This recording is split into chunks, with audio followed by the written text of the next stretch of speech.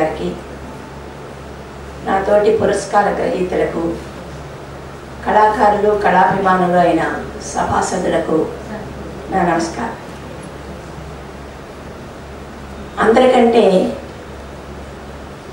కళాకారులకు కవులకు రచయితలకు భావుకతతో పాటు కొంచెం మెండుగా కీర్తికాంక్ష కూడా ఉంటుంది.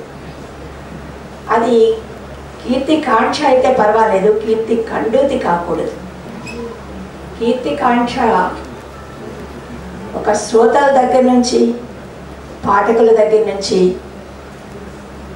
మనం అందుకునే ప్రశంసల్ని దాని ద్వారా మనం పొందే గుర్తింపుని కీర్తికాంక్షలోకి తీసుకున్నాం.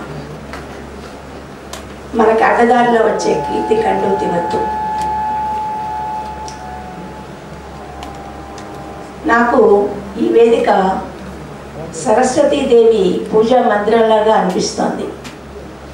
ఇక్కడ జరిగిన సన్మానాలన్నీ అక్షరాలకు జరిగినట్టుగా నేను భావిస్తున్నాను.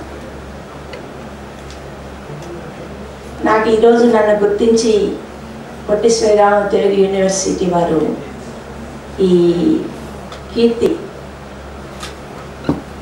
అవార్డును ప్రకటించినందుకు నాకు చాలా సంతోషంగా ఉంది.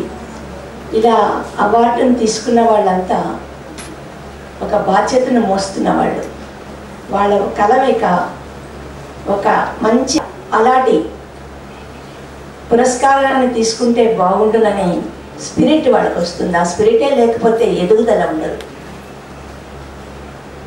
ఇంకా దేశం నలుమూలల వర్తు ఉండి కూడా గుర్తింపబడని ఆంధ్ర రాష్ట్రంలోని ముఖ్యంగా కొందరు ఉన్నారు. వాళ్ళందరికీ కూడా మున్ముందు పొట్టి శ్రీరాములు యూనివర్సిటీ వారు తమ వంతు సన్మానం జరుపుతారని నేను ఆశిస్తున్నాను.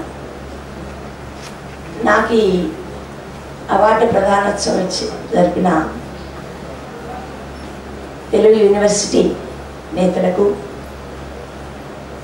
న్యాయ నిర్ణేతలకు, ముఖ్యంగా వైస్ ఛాన్సలర్ గారికి,